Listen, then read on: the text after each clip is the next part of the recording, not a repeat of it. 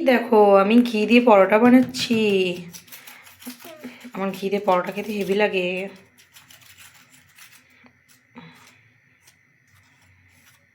কিন্তু আমি কাঁচা ঘিটা খেতে পারি না, কিন্তু ঘি দিয়ে পরোটা খেতে পারি আমি।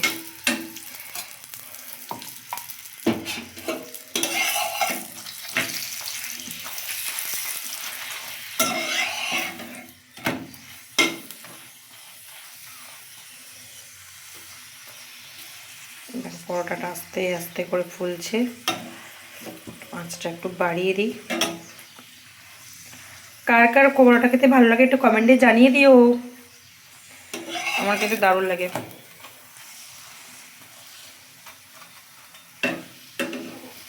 এই দেখো ইমামি, ইমামি কি একটা ইমামি হেলদি টেস্টির ইমামির তেল হয় না, ইমামির আজকে আটার পরোটা ভাজলাম।